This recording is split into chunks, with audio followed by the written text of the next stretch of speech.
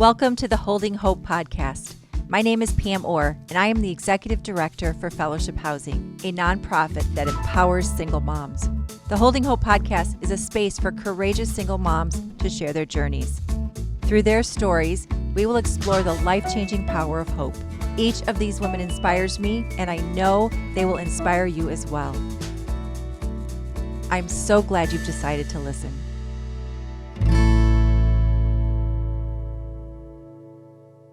Well, hello, and welcome to the Holding Hope podcast, a space where we hope to elevate the stories of single moms. My name is Pam Orr, and I'm your host. I am so excited to share with you today our first guest, Marisol. Marisol and I met during her 2-year journey with Fellowship Housing. My first impression of Marisol was her infectious smile and twinkling eyes. But as I got to know her more, it was very clear she's tenacious and determined. She is a goal setter and a goal crusher. I'm convinced you're going to enjoy her story. Welcome, Marisol.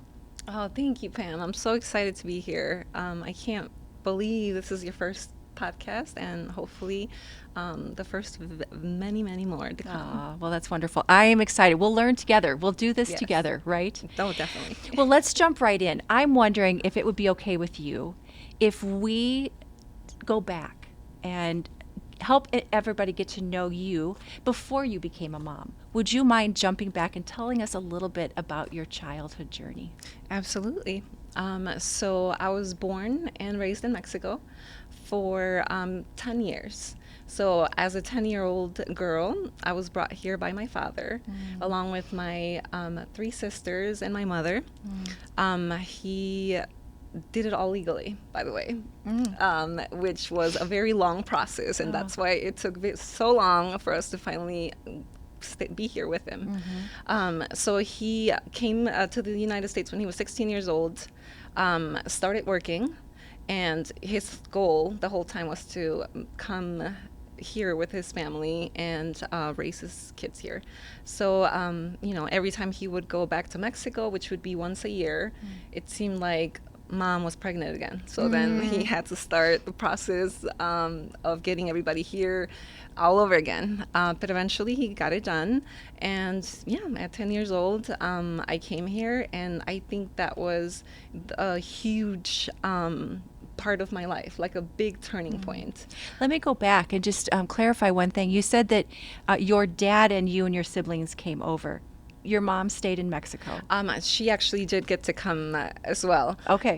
Yes. So mom, dad, and then me and 3 sisters. Okay. So there's 4 Wonderful. of them. Now, when you came to the U.S., were you an English speaker as well, or was it? No, this is why it was a big turning point for me. So Sure. If you could imagine, in Mexico, I was one of the cool kids, and I had all the friends, and I was really good in reading and math and everything else, and then you come here and you have to start from scratch. Nobody knows you, and then you don't speak the language at all. And I don't know if my parents didn't do the research or if there wasn't that many bilingual programs at the time, but I was stuck in a classroom with all English speaking teachers and students, and it was rough. Wow. Yes. I can't imagine. I can only imagine that the process of coming to the U.S., being in a classroom where you were the only Spanish speaker, that had to shift some things inside of you, create either determination or fear. What was going on inside of you? Can you remember as a small child? Oh my gosh, I can remember like it was yesterday. Yeah, it was total depression. And by the way, I was not the only Spanish-speaking student. I think growing up in Cicero and a mainly Hispanic neighborhood, a lot of the children were actually Hispanic, but wonderful. they were not nice, and they spoke English, but they made fun of me, and it was bad. I did go into a depression. Now that I look back at it, at the time I didn't know, and my parents they had all these other kids that they needed to worry about to even notice. But, I gained a lot of weight. So I was a chubby kid then that didn't speak English.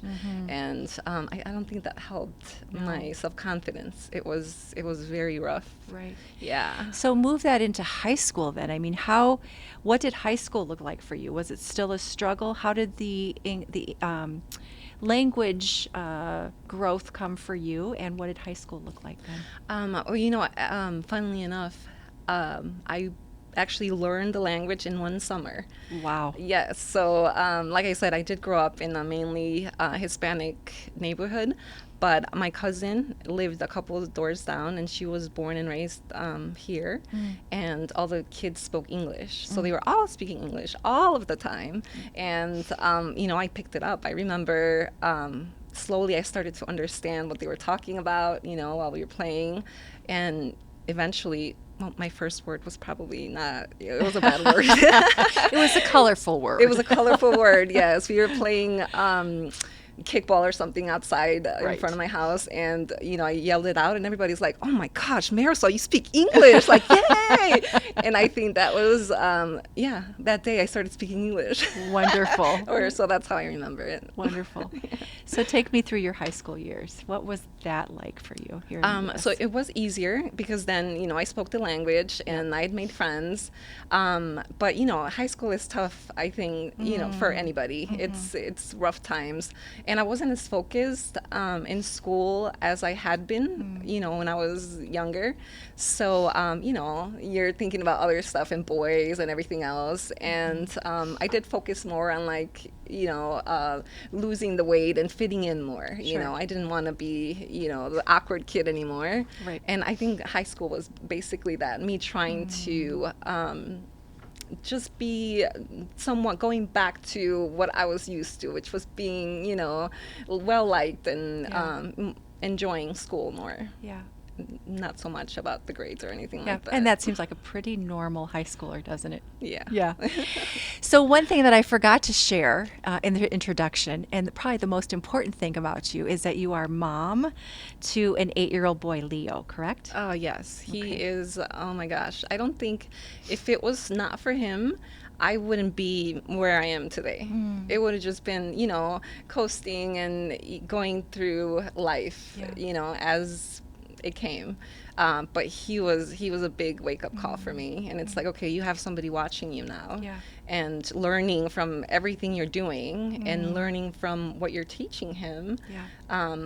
So you have to step up your game, kind of thing. Kids have a way of crystallizing what's important, don't they? Yes. Yeah, absolutely. Would you take us back to how you met Leo's father and tell us a little bit about that story?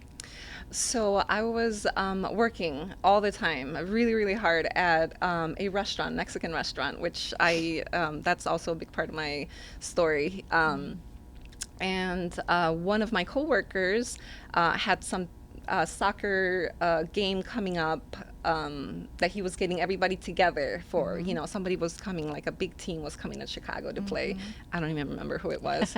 But he said, you should come, and you don't ever go anywhere, you're always at work, and weekends, of course, you're always working late and stuff like that. So I said, yeah, why not? It's my day off. I'm going to go with you guys. So they rented a party bus, and, there was music, and there was a pole in the center and all kinds of fun things going on. And Leo's dad was there. And that's how we met. Okay. Yeah, he was. I'm always sorry, quiet. you lost me for a second. You said there was a pole in the center. Yeah, like a pole dancing. Like a dancing pole. Yes. Gotcha. It was like a fun kind of a party bus. That's a fun party bus. I've been on Yeah. party buses before. Never one with a pole in the center. You should definitely I go on one should of do those. that. Yes. So anyway, that's where you met Leo's father. Yes, and he Okay. was very much like Leo is today, actually, very quiet, shy. So I was the one that really went up to him and started talking to him. Otherwise, probably nothing would have happened. Okay. And the relationship developed. Yes. So we dated for, I believe, 5 years before we actually had Leo. Okay. So it was, long-term relationship before we decided that we wanted to have a kid. I don't think he wanted kids. Um, I certainly never pictured myself as a mom growing up. And my mom would always say, I'll just wait till, you find the one guy and then you're going to have like 5 or 10 kids or whatever it is.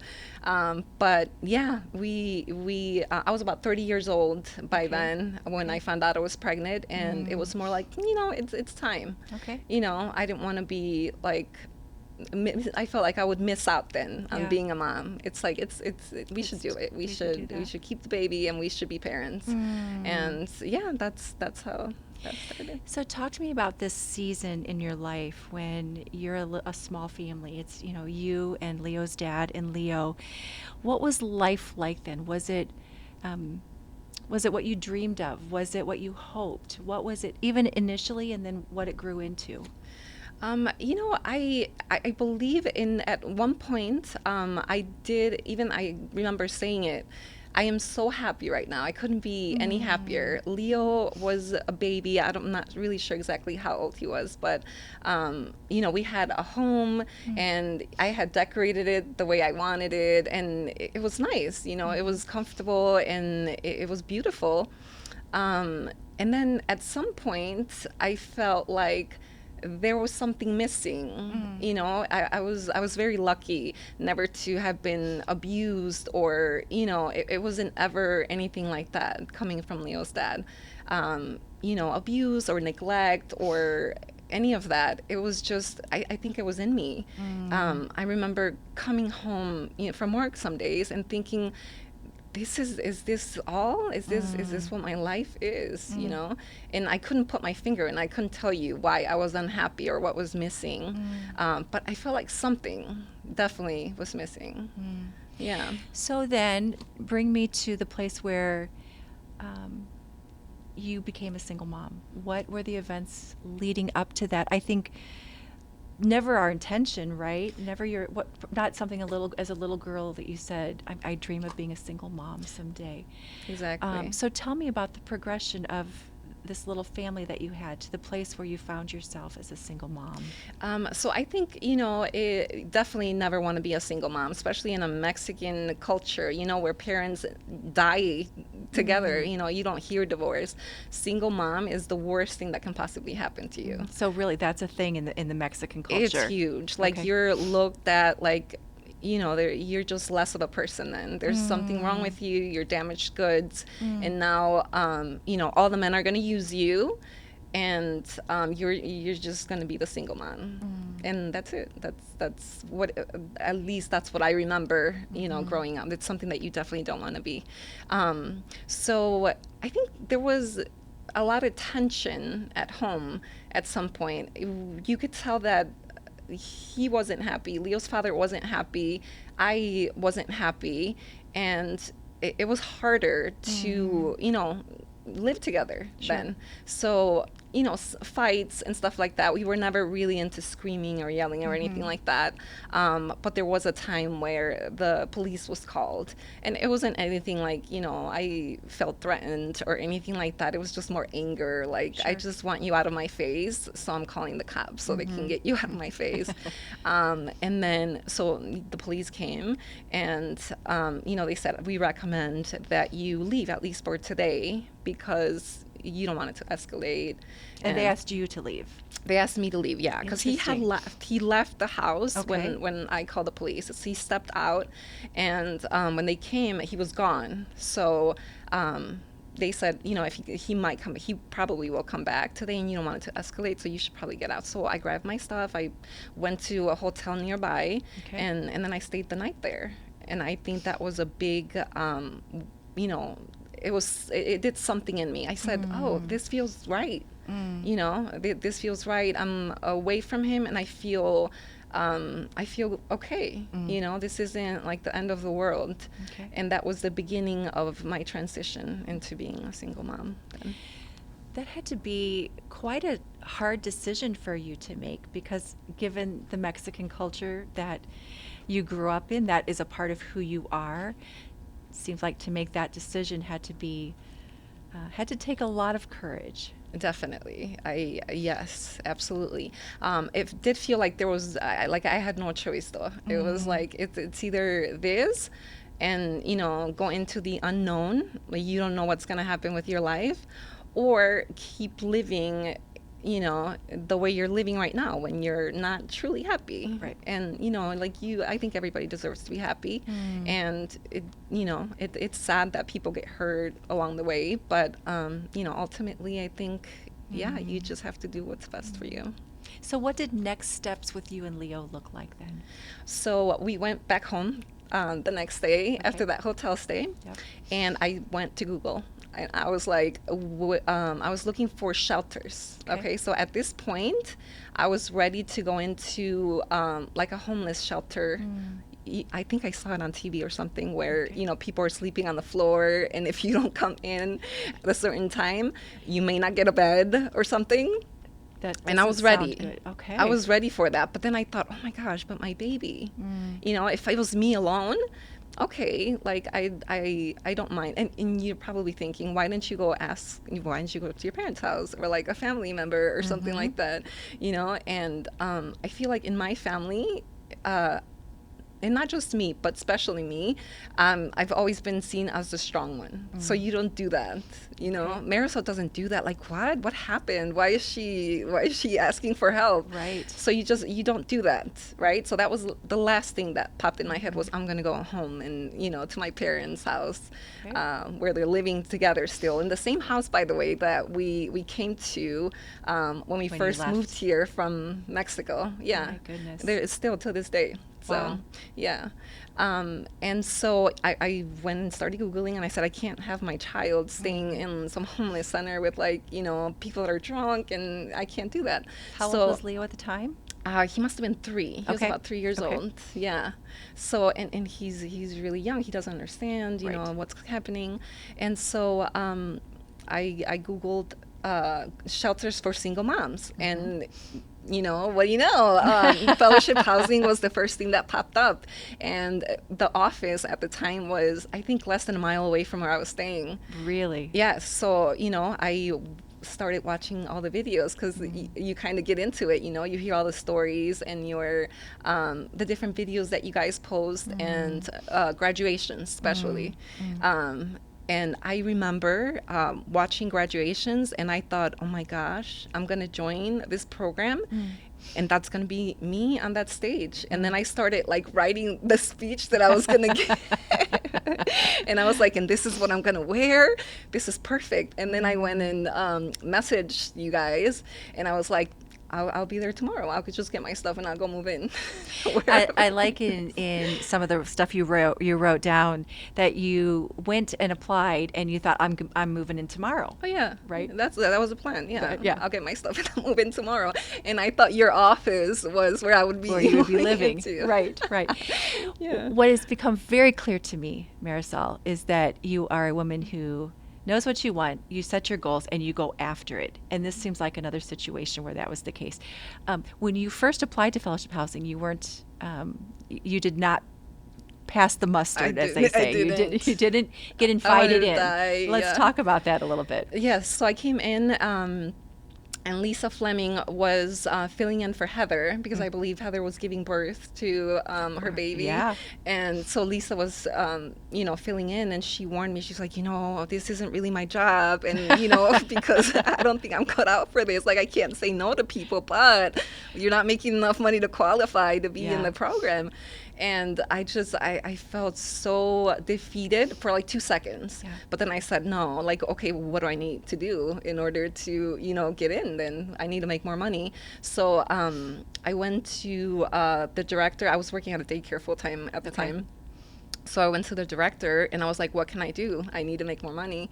So she said, you can get this certification. And, when you're done, you get a raise. And that would have been enough for me to make it into the program. So that's what I did. I started, going into it, reading up on it, got my certification. Actually, before I got my certification, the director came up to me and said, Marisol, you're gonna get it done. I know you're gonna get it. Yeah. So I'm just gonna give you the raise right Yeah. now. So Yeah. go.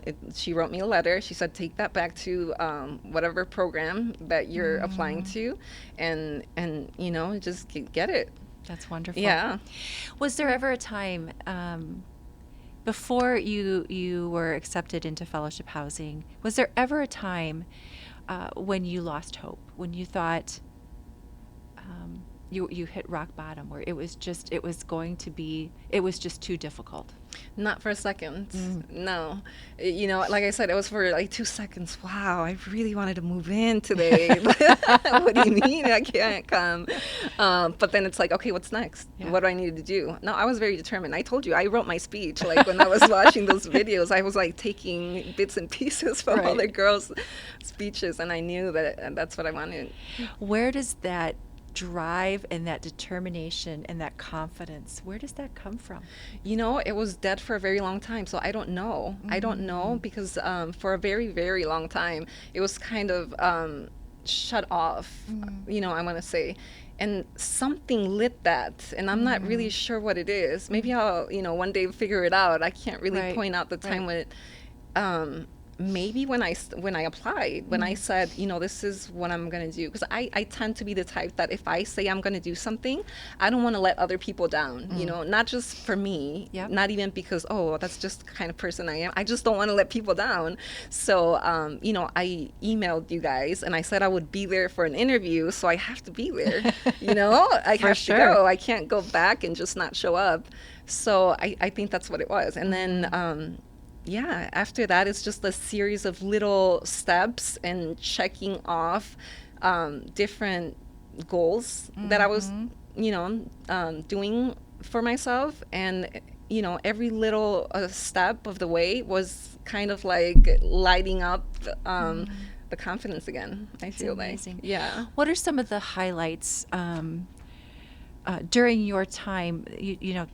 Fellowship housing is a 2-year, pretty concentrated 2 years where you're working really hard on yourself, on your finances, on your family, you and Leo.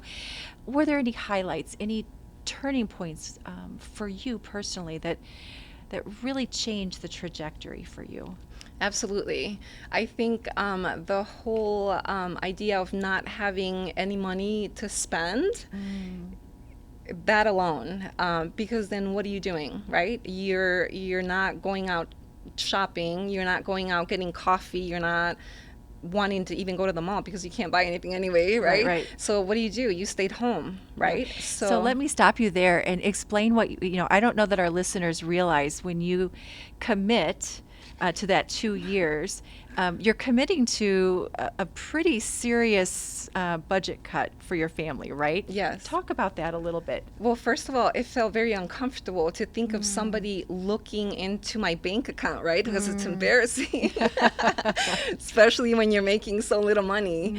And then for people to see like what you're spending your money on, it's like, it's very private. It's humbling. It's very humbling. Sure. And it's something that I hadn't even done for myself, right? I never budgeted before. I didn't know what that was. So to have somebody come in and check on you, monthly, and being like, okay, so you can't spend that much money on this, you can't, it's does something to you. Sure. Definitely.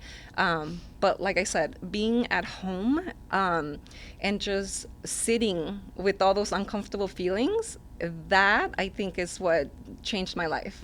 It literally changed my life, and my state of mind and everything around me after that. So you're not going to go out, you stayed home, you feel uncomfortable, and the quality of time that I spent with my son then was just incredible. You would think, okay, you guys can't do anything together anymore because you can't spend any money. But when we were at home, it's real quality time, right? Because I didn't have money to pay, or maybe I did. I think there was a budget. I could have gotten like Netflix or something. It was a very small entertainment budget. Yes, but I didn't want to do that because I need to like crush, the lady before me. She saved this much money. I have to beat her. So I don't want to get Netflix, and then A I'm not little going to. competitive there, huh? Yes, definitely. So, we weren't watching TV either. So what are we doing? I'm trying to get creative, right?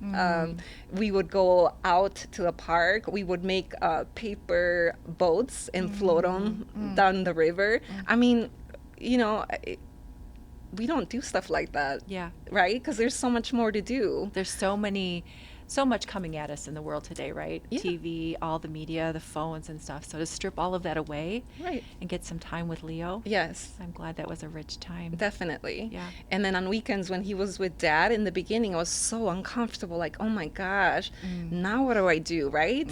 And then what do? You cry, right? And you sit with the uncomfortable feelings, and you really acknowledge what you're going through. So that also, it's a big shift in the way you think and the way you see things. Beyond just the financial challenges that I think a single mom faces, what other challenges did you encounter? Maybe that surprised you, maybe that didn't, when you became a single mom and were living in this new role. Oh my gosh. So, first of all, people know you as a single mom, people in your building, right? So there's always that, oh, that's the single mom with their child. And then when they talk to you, oh, I really wanted to meet you. I heard that, there was a single mom with her kid that lived here. And it was kind of annoying, honestly. Tell me more about that. Was it that became your identity? That's your identity then. Yes, it's your identity. It's what people see you as. And honestly, like what is a single mom then? Am I still a single mom even though I'm not single anymore, and even though my son has a father that also takes care of him? You know what I mean? And well, growing up, like I said, being a single mom was like a really bad thing. So Sure. maybe that's what it comes from. There's people that wear it like a badge of honor. Yeah. I'm a single mom, and you're proud of it. But for me, it was just like, I'm not a single mom. I'm just, I have a kid, and I happen to so be much single. more than that, right? Yeah, there's so much more to it. Exactly. And then another thing was, once you want to start dating, or you're ready to start dating, oh my God, is it the worst thing in the world?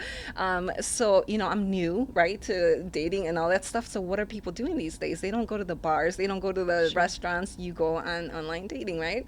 So the first man I started messaging, I fell in love with within like 3 days, because he was so sweet, and he would message me every morning and say, good morning, beautiful, Sure. and check, throughout the day, and good night. And then I realized that, okay, I'm probably going to have to meet him at some point. At first, I went in just trying to feel comfortable, flirting again. Sure. And so the second I told them that I had a child, he said, oh, that's not going to work. And he blocked me on his phone, and deleted me from the dating profile thingy, and I couldn't get a hold of him anymore. He didn't even let me say anything to him back. Didn't know anything about No. Leo or anything about who you were beyond that. Exactly. He just said, oh, that's not going to work for me. After weeks of, so it was heart crushing. I thought, oh my gosh, maybe I am going to be alone forever. Yeah. And Yeah. so that was very tough So as those well. fears kind of bubbling up inside of you. Yes, I was very lucky, though, I have to say, because I know a lot of moms, single moms, and who's going to take care of your child, and who can you trust to babysit when you're out working all the time, because Right. you have to do that. Right. But Leo's grandma, who is his dad's mom, it has been amazing. If it wasn't for her, I don't know, honestly, how I could have done it or saved as much money as I did. Yeah. Having that safety net is so important, right? Many single moms don't have that safety net. So I'm wonderful to hear Yes. that you had such a loving caregiver for Leo while you were working hard, just trying to, make ends meet, for sure. Definitely. I'd love to hear. I want to share. I want to be sure we hit what you accomplished in those 2 years. So tell me, if you remember the numbers, what you were able to accomplish financially in those 2 years. But then I'd also like to hear how Marisol that came into fellowship housing is different from the Marisol that came out or that is today. Right. So let's start with the financial first. Okay, so first, like I said, I had one of the first graduations that I attended for you guys. There was this incredible mom. I believe she had 4 children, and I was listening to her story, and then at the end, you guys announced that she had saved $30,000 in her time with you guys, and I should have been happy, right? I should have been so happy for her, but I was so sad for myself. I was so sad. Like how I didn't think how did she do it? I thought I'm never going to be able to do that, and it's really sad to think of that.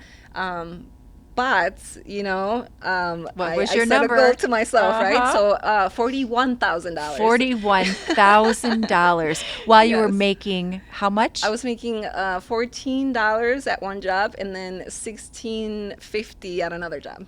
That's incredible. Yeah, well, no Netflix. Yeah, no Netflix, that did it. Among other things. Incredible discipline in your budgeting and just having a space where you could focus on that, knowing that your child was safe, right? Oh my gosh, I can't explain to you how thankful I am for that space. I remember when I first came in to see the apartment, I cried. I was so happy, and I said, "Oh my gosh, these people don't know me, but they think that me and my son are worthy of each of us having our own bedrooms and having this clean building." And it was just that was another thing that did something inside me that just wanted to keep going and not let the people that believed in me and invested in me without even knowing me, I didn't want to let them down. I wanted to show them that it was worth it. It was a good investment. Well, you absolutely showed them. So you saved $41,000. How about debt reduction or credit score? I was very lucky not to have any debt when I came in. Wonderful. So I didn't have any debt. And then my score, oh my gosh, I don't even remember what my score was when I first started. I know that we checked on it. Yeah.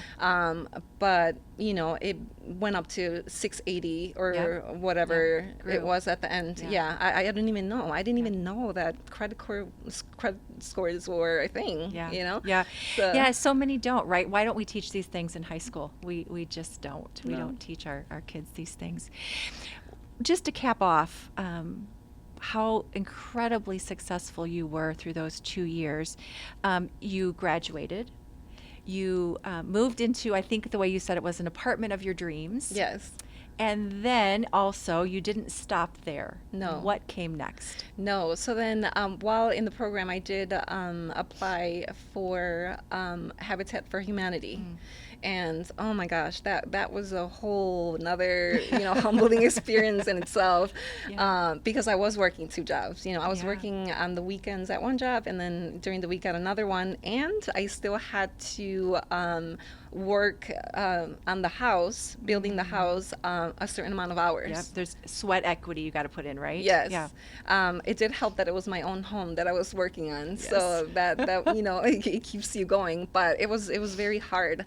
But yes, so it's so nice that even though they help you out so much in order for you to qualify. Otherwise, I would have never been able to get a house on my own with the money I was making, and Right. it just would have been impossible. But they're also so sweet, and they let you choose, the color of your roof and the siding and everything. That you customize your own house, so it really is yours. It's not like they give you scraps that were left over from somebody's building, and then you can make your shack. They really do let you. It's your own. There's And dignity in that, isn't there? oh my gosh, yes. You are seen and you have a voice. When did you move into your brand new home? So that was, oh my gosh, and why am I not, was it 2 years ago? I Okay. believe it was about 2 years Okay. ago. Yes, and it's beautiful, just the way I pictured it. When I'm washing the dishes, on the left side, there's a beautiful maple tree that changes colors, That's wonderful. So it's really great That's to awesome. actually see that. I'd love to talk about where you are today? I know there's been some developments, not only in your professional life, which I would love to hear about. I know there's also been growth in Leo and changes in him over the years. So, how is life today for you and Leo? Well, first of all, I think my mentality is started changing while I was in the program. And it is completely different from the person I was back then. Just the way I look at life, for example, is completely different. Before, it was more, coasting, just living, doing the thing that you're supposed to do. You work, you go home, you take care of your kid, you have a partner, that kind of stuff. But now, I really truly do see as life happening for me instead of happening to me.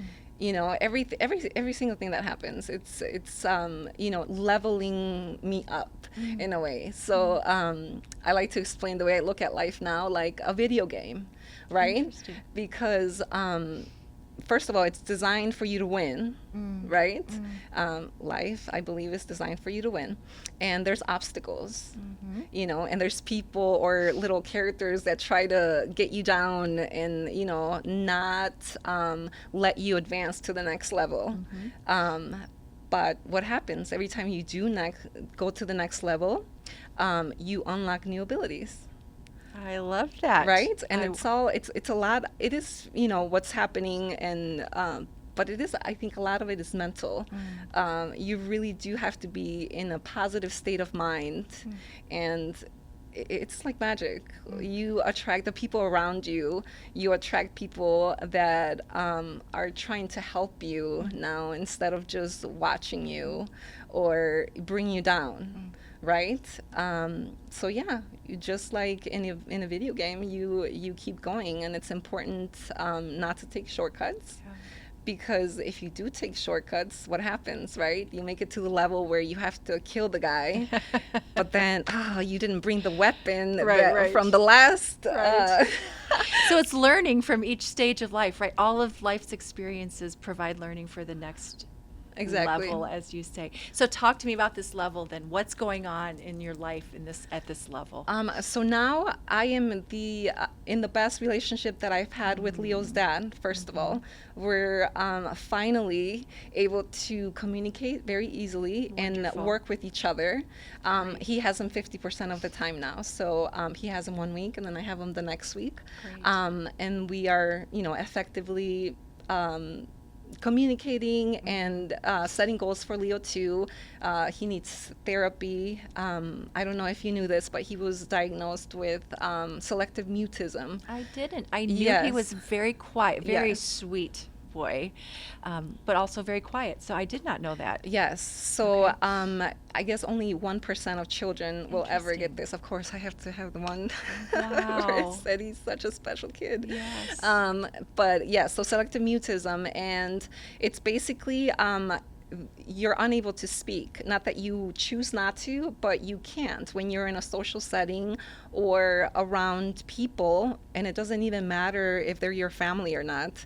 You just can't speak. You'll freeze. And when he's at home, when these kids are at home, you can't tell because they're comfortable with you. Sure. Right? And they act goofy and like their true selves. But then one day, at daycare, they said, Marisol, Leo is, I know he's quiet, but he's like really like quiet. He's not responding to questions, and he's not engaging at all. And I thought, he's just quiet. That's Right. what he's like. But it turns out, no, it's a thing. And then that summer he went to, or after that summer when they first noticed, this condition at school, at daycare, they did say that he wasn't speaking at all at school. So it was very difficult for them to understand if he was learning anything at all. It was so sad. Like he would just pee in his pants because he was so shy to wouldn't- get up or ask to go to the bathroom. What does that do in a mom's heart to hear It's- that kind of a of news of a diagnosis for your child. It is very scary, first of all, Mm-hmm. but also it's like, okay, at least you know what it is, Mm-hmm. right? So what Right. can we do about it? Yeah. So I was so lucky also that there's a center that specializes for selective mutism here in Oak Brook, which Wonderful. they get kids from all over, not only the state but the country, Mm. because there aren't that many centers around, Mm. and they did wonders for So you had him. good support for him. How's Ugh, he doing now? he's amazing. He is sassy and he's funny and he's Mm. thriving. He's doing great in school. He's raising his hand and he's answering questions while in class. He's still a little quiet though. I Yeah. think that's just his Just who personality. he is. Yeah, Yeah. he is shy, but he's thriving in school, and our relationship is closer than ever. He Wow. calls me his partner in crime, and we have so much fun together. And I just love that. Also, I did find a partner, so I'm super excited. He is a wonderful man, and again, I truly believe it's my way of viewing life and the people that I am attracting, Sure. that is changing. And he's amazing. He invests in me like, time, energy, money, you name it. He's just there all around. He encourages me. I'm loyal, handsome, like everything It you can sounds like possibly ask for. sounds perfect. Tell me, you also said that you started a business. I'd love Yes. to hear about that. So I don't want to say too much just yet, but I did register a company under my name with the state, Wonderful. and I'm taking classes so I can have an idea of what I'm doing. But yeah, I'm concentrating on that full time, and just yeah, excited to do something for myself, and yeah, hopefully it turns into also helping other people along the way. One final question. What would you say to a single mom who may be listening and struggling right now? What advice or what encouragement would you give to her? I would say please get help, first of all, because I know firsthand, being a single mom, you're always in guard. You're always on guard, and you feel like you have to do everything, right? And you put up this wall around you. But guess what then? If it looks like you have everything together and you're able to pull everything off, people don't stop and think, oh, I wonder if she needs help. Right. They admire you from afar away. Sometimes they might not even come up to you and tell you that you're doing a great job, So get help, open yourself up to help. There's so much help that you can get, organizations such as yours, for example, but also family. Yeah. I didn't feel comfortable going up to my family back then, but if you ask me now, I would say yes. You would do it do it differently now. I would probably do it differently. Yeah. Yes. So get close to your family. Your immediate family is very important. Go heal yourself. Go find a church, heal your childhood traumas, and open yourself up for the help that you need. You don't have to be so strong and do it all. You don't have to do it alone. You don't have to do it alone. There's people out there that maybe their mission is to help you. Maybe you're doing something for them by allowing them to help you. I love that thought. Yeah. Marisol, thank you so much for being here today and for sharing your story. Each time I've heard your story, I've been encouraged and just so impressed with your tenacity and your go-gettedness, if that's the right thing to say. You're a Yeah, go-getter. So thank you so much for being here today. Thank you. It's such a pleasure and it's such an honor. And yeah, I'm so excited for you Thank and you. everything that you have going on. Thank you so much. Friends, if you know of a single mom, reach out. Chances are she's putting on a front. Chances are she could use a friend. But also, tell her about our podcast, Holding Hope. Maybe one of our stories could be of encouragement to her. And finally, point her in the direction of fellowship housing.